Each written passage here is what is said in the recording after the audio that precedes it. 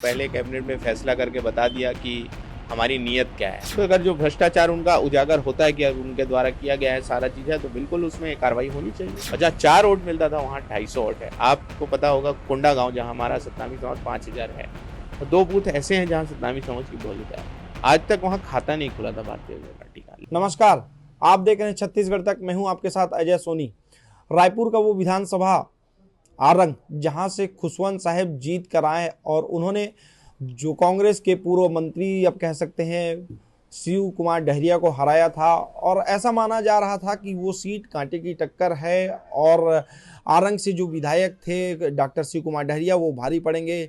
लेकिन खुशवंत साहब की था गुरु बालदास साहेब, उन्होंने चुनाव से ठीक पहले कांग्रेस छोड़कर भाजपा में वापसी की थी, और तब से माना जा रहा था कि वो सीट फंस सकती है, क्योंकि बालदास साहेब की जो समर्थक हैं, उनके जो अनुयायी हैं, वो काफ़ी संख्या में है। और जब वो चुनाव चल रहा था तो वो वहाँ पे सबकी निगाहें टिकी हुई थी। वो जीत कर भारी मतों से आए। उसके बाद ये चर्चा थी कि छत्तीसगढ़ की जो कैबिनेट बन रही है उसमें युवाओं को जगह मिल रही है, और ऐसा माना जा रहा था कि जो खुशवंत साहेब हैं वो एसटी वर्ग से आते हैं, और प्रदेश में एसटी की 10 सीटें हैं, और इन्होंने बड़े मार्जिन से एक बड़े चेहरे को हराया था। तो ऐसा माना जा रहा था कि जो कैबिनेट है उसमें इन्हें जगह मिल सकती है, और इसलिए उम्मीद जगी थी, क्योंकि ऐसा जो कयास लगाए जा रहे थे कि इनके जो विष्णु देसाई की कैबिनेट है उसमें अधिकतर युवाओं को मौका मिल रहा था। हालांकि युवाओं को मौका तो मिला, लेकिन खुशवंत साहेब चूक गए।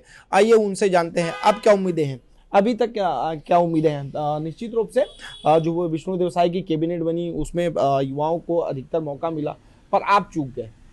देखिए, जो माननीय मुख्यमंत्री जी की जो कैबिनेट है वो बहुत अच्छी बनी है, अनुभवी भी हैं और युवा चेहरा भी है। और हम जब चुनाव प्रचार में थे सब पूरे भारतीय जनता पार्टी के लोग, तो हमने नीति बनाई थी, हमने अपना मोदी जी का गारंटी लागू किया था। लेकिन और जैसे ही चुनाव जीते, सरकार बनते ही हमने पहले कैबिनेट में फैसला करके बता दिया कि हमारी नीयत क्या है, हम छत्तीसगढ़ का कैसा विकास करना चाहते हैं। हमने जो बोला वो करके दिखाया है। तो जो कैबिनेट है वो हमारा अच्छा कार्य कर रहा है, और हम भारतीय जनता पार्टी के कार्यकर्ता हैं, और हमें जो जिम्मेदारी मिलती है हम उसको निष्ठापूर्वक निभाते हैं। हमें जिम्मेदारी मिली, प्रत्याशी बनाया गया, हम उसको निष्ठापूर्वक निभाने का प्रयास किया, और आज उनके सहयोग से आज जीत हासिल हुई।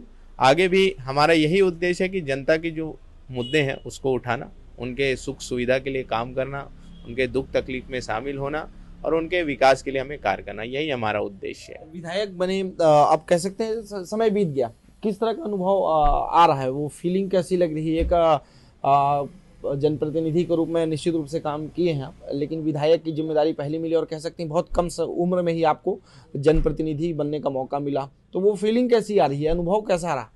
निश्चित ही एक बड़ी जिम्मेदारी है, बहुत बड़ी जिम्मेदारी है। पूरे क्षेत्र की जनता की निगाहें हमारी तरफ रहती हैं, देखते हैं वो कि भाई हमारे अगर किसी प्रकार की समस्या होती है तो वो सुने और उसके तत्काल निवारण करें।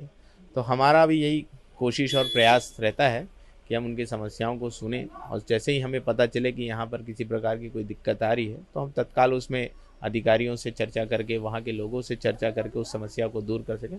और वही हम कर रहे हैं, दूर करने का। और जो अभी धान का चल रहा है, धान खरीदी का, तो कहीं ना कहीं उसमें एक समस्या आ रही है, कहीं भी अनियमितता आ रही है, कहीं पर टाइम पे धान लिया नहीं जा रहा है, टोकन सही टाइम पे नहीं कट रहा है, अगर टोकन कट गया तो सही टाइम पे उनका लिया नहीं जा रहा है, ऐसा कुछ समस्या आ रही है। तो उसको तत्काल उसमें फ़ोन कर अधिकारियों से बात कर उसको निवारण करने का प्रयास कर रहे हैं। चुनाव से पहले जब प्रचार में निकलते थे या जब आप लोग बात करते थे तो दावा करते थे कि निश्चित रूप से भ्रष्टाचार एक बहुत बड़ा मुद्दा था, और आपके क्षेत्र में भी आप लोगों ने कहा कि आरंग में भ्रष्टाचार को लेकर आप लोग मुखर थे, भ्रष्टाचार व्यापक तौर पे हुआ। तो क्या वो चीज़ें 1 महीने में समझ में आई कि भ्रष्टाचार आखिर था या सिर्फ हवा हवाई था? भ्रष्टाचार तो इतना ज़्यादा बढ़ा हुआ था, और इसके कई उदाहरण हैं। पूरे प्रदेश में भ्रष्टाचार था, और हम बात करते हैं हमारे विधानसभा की। विधानसभा में बहुत ही ज़्यादा भ्रष्टाचार होता, कागजों में काम हुआ करता था हमारे आरंग विधानसभा में। लेकिन हमारे आने के बाद से हमने कागजों पे नहीं, ग्राउंड पे काम करना स्टार्ट कर दिया है। और सबसे पहले तो हमने प्रयास किया कि हमारे जो नगरीय निकाय हैं और हमारे जो जनपद कार्यालय है, जहाँ गरीबों का आधार कार्ड बनता है, या फिर जाति प्रमाण पत्र बनता है, निराश्रित बनता है, मृत्यु प्रमाण पत्र बनता है, तो ऐसे जो चीज़ें हैं जिसमें जो भ्रष्टाचार किया जाता था, सबसे पहले हमने उसमें रोक लगाया कि गरीबों से पैसा ना लिया जाए, उनके हक अधिकार की चीज़ें हैं उनको तत्काल उसको बनाया जाए, उसमें उनको कोई असुविधा नहीं होनी चाहिए, उसको तत्काल में सुविधा के साथ उस काम को किया जाए, इसको हमने किया है। और आगे अभी जो विकास के कार्य हैं जिसमें भ्रष्टाचार होते हैं उसमें भी रोकथाम लगाएंगे। और स्कूल और हॉस्पिटल, जो आज की डेट में हम देखते हैं कहीं बहुत सारे जगह में शिक्षक नहीं है, हॉस्पिटल है तो इंस्ट्रूमेंट्स नहीं है, और हॉस्पिटल ठीक से बना नहीं है, तो ये सारी चीज़ें, तो ये सारी चीज़ों का भी हम अवलोकन कर रहे हैं। अवलोकन करने के बाद उस सारी चीज़ों को सुदृढ़ करेंगे। तो क्या आप कमाने की पूर्व मंत्री भ्रष्टाचार के मामले में जेल जाएंगे? देखिए, हम अभी आगे देखेंगे क्या क्या है, किस टाइप से भ्रष्टाचार है, कि क्या क्या किए हैं।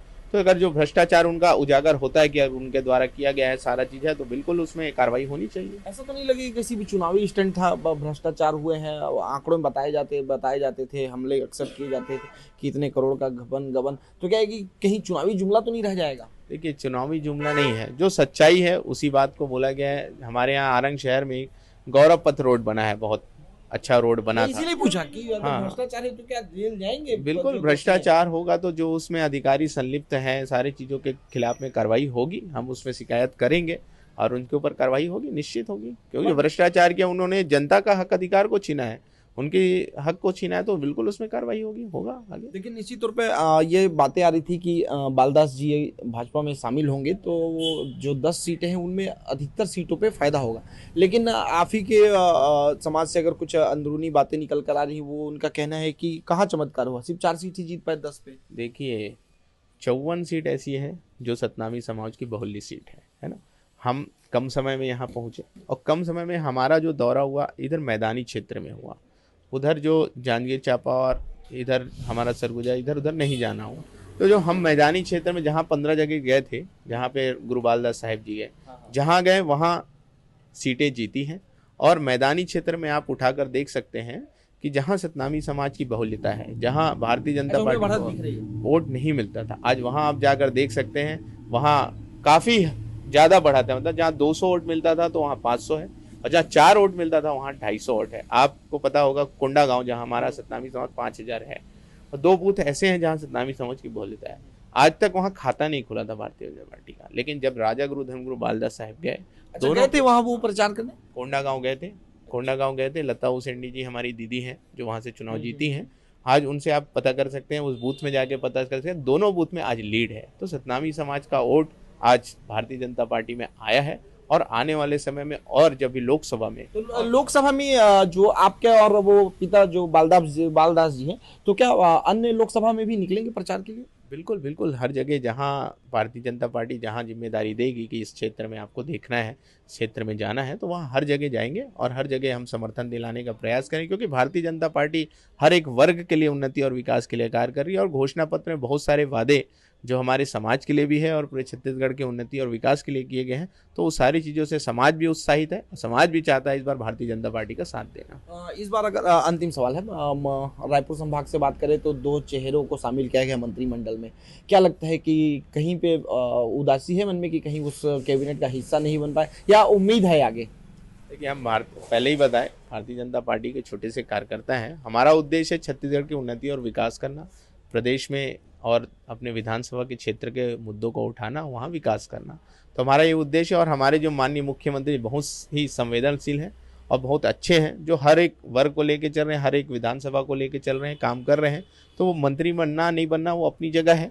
हमारा जो उद्देश्य है हम उस उद्देश्य को कर रहे हैं। हमारा उद्देश्य है सेवा करना, और सेवा करने का काम कर रहे हैं। कहीं ना कहीं संकेत मिले होंगे, या आप मंत्रिमंडल जब गठन हो रही तो चर्चा हुई या उनके तरफ से सांत्वना कि खुशवंत जी अभी रुके, आने वाले समय में है उम्मीद, ऐसा कुछ बात बोल सकते हैं आप? देखिए, ऐसा नहीं है कि गुटबाजी है, पार्टी के खिलाफ बोल रहे, या मतलब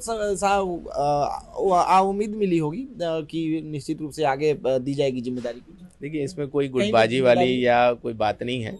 जिम्मेदारी तो मिलते रहती है। जिम्मेदारी मिली थी आरंग विधानसभा की, तो हमने साथ दिया, और बाकी जगह में भी हमने साथ दिया, और आगे भी जो जिम्मेदारी देंगे उसको करना है। और रही बात मंत्रिमंडल की, तो मंत्रिमंडल शीर्ष नेतृत्व का काम है, जिसको भी जो जिम्मेदारी, हर एक कार्यकर्ता यहाँ पे बराबर है, किसी को भी जिम्मेदारी मिलती है तो सब मिलकर उसमें काम करते हैं। आज हमारे मंत्रिमंडल हैं तो हमारे ही साथी हैं, हमारे सब सहयोगी एक साथ मिलकर काम करेंगे। हमने पहले ही बोल दिया है कि जो पार्टी है, हमारे शीर्ष नेतृत्व है, हमारे प्रदेश के नेतृत्व हैं, जो जिम्मेदारी देते हैं उसको करते हुए आ रहे हैं। हमें जो जिम्मेदारी मिली है हम उसमें अभी वर्क कर रहे हैं। हमारा उद्देश्य यही है, प्रदेश की जनता की सेवा करना, उनके विकास के लिए कार्य करना, और भारतीय जनता पार्टी का एक एक कार्यकर्ता इस कार्य में अब लग चुका है। आने वाले समय में लोकसभा चुनाव है तो उसकी तैयारी में हम सब लग चुके हैं। सिर्फ हमारा विधानसभा नहीं, और भी पूरे प्रदेश में हमारे दौरे चल रहे हैं। अभी हमारा जांजगीर दौरा होने वाला है, जहां हमारी 6 सीटें अभी हम हारे हैं, वहाँ हमारी भारतीय जनता पार्टी, तो वहाँ लोकसभा जो हमारे लिए एक चैलेंजिंग सीट है, उस सीट को हम लोग सब जीतेंगे और 11 की 11 लोकसभा सीट इस बार हम लोग जीतेंगे। कितने दिन हुए आपको राजनीति में उतरे पिताजी के बाद? आपके कितने समय से राजनीति में अपना समय दे रहे हैं? काफ़ी समय से हैं, 2017 से 18 से हम यहाँ राजनीति में हैं और कंटिन्यू है, सक्रिय हैं। पिछले शासन में हम औषधि पादप बोर्ड के वाइस चेयरमैन भी थे, तो कंटिन्यू हैं, और वाइस चेयरमैन उसके भी थे अनुसूचित जाति विभाग के। तो ऐसे कंटिन्यू हैं हम और लगे हुए हैं पार्टी में हमेशा। मतलब काफी कम उम्र से आपने राजनीति में कदम रख लिया है, और इसीलिए हमने कई बार चाहे सोचा कि कुछ ऐसी बातें आ जाएं जो जनता जानना चाहती है, पर आपने बड़ी परिपक्वता और राजनीतिक तौर पे जवाब दिया। इससे जाहिर हो कि आप मंजे हुए राजनीति में आ चुके हैं और राजनीति के बन चुके हैं। तो ये थे खुशवंत साहब, इन्होंने छत्तीसगढ़ तक में बात करते हुए सीधे कहा कि प्रदेश की में भाई की सरकार आ गई है, मुख्यमंत्री से इनकी लगातार मुलाकात होती रहती है, कैबिनेट में भले ही जगह ना मिला हो, उसको लेकर कोई मलाल नहीं है, लेकिन पार्टी जो भी जिम्मेदारी देगी वो उसको ये पूरी जिम्मेदारी के साथ निर्वहन करेंगे। सहयोगी साहिल के साथ अजय सोनी, रायपुर, छत्तीसगढ़ तक।